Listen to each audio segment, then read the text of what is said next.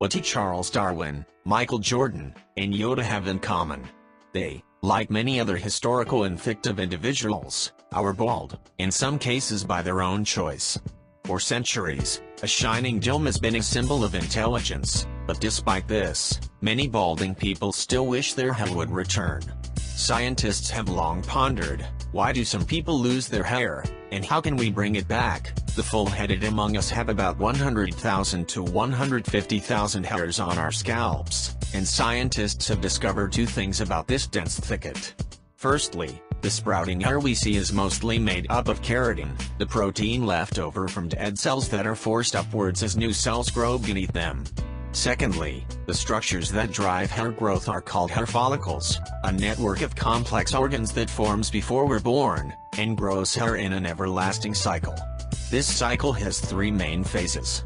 The first is anagen, the growth phase, which up to 90% of your hair follicles are experiencing right now, causing them to push up hair at a rate of 1 centimeter per month.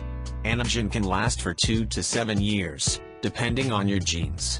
After this productive period, signals within the skin instruct some follicles to enter a new phase known as catagen, or the regressing stage, causing hair follicles to shrink to a fraction of their original length. Catagen lasts for about 2 to 3 weeks and cuts blood supply to the follicle, creating a club hair, meaning it's ready to be shed. Finally, hairs enter telogen, the resting phase, which lasts for 10 to 12 weeks, and affects about 5–15% of your scalp follicles.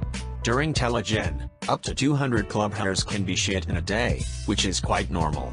Then, the growth cycle begins anew. But not all heads are hairy, and, in fact, some of them grow increasingly patchy over time in response to bodily changes. 95% of baldness in men can be attributed to Mallet pattern baldness. Baldness is inherited, and in people with this condition, follicles become incredibly sensitive to the effects of dihydrotestosterone, a hormonal product made from testosterone.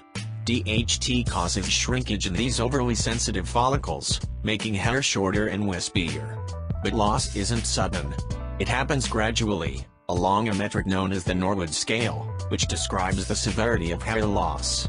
First, hair recedes along the temples, then hair on the crown begins to thin in a circular pattern. At the highest rating on the scale, these balding areas meet and expand dramatically, eventually leaving only a ring of sparse hair around the temples and the back of the head. Genetics isn't all that drives hair loss. Long periods of stress can release signals that shock follicles and force them into the resting phase prematurely. Some women experience this after childbirth.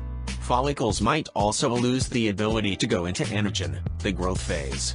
People going through chemotherapy treatment temporarily experience this. But while balding may look permanent, scientific investigation has revealed the opposite. Below the skin surface, the roots that give rise to our hair actually remain alive. Using this knowledge, scientists have developed drugs that shorten the resting phase, and force follicles into anagen. Other drugs combat Mallet pattern baldness by blocking the conversion of testosterone to DHT so that it doesn't affect those sensitive follicles. Stem cells also play a role in regulating the growth cycle, and so scientists are investigating whether they can manipulate the activity of these cells to encourage follicles to start producing hair again. And in the meantime, while scientists hone their hair reviving methods, anyone going bald, or considering baldness, can remember that they're in great company.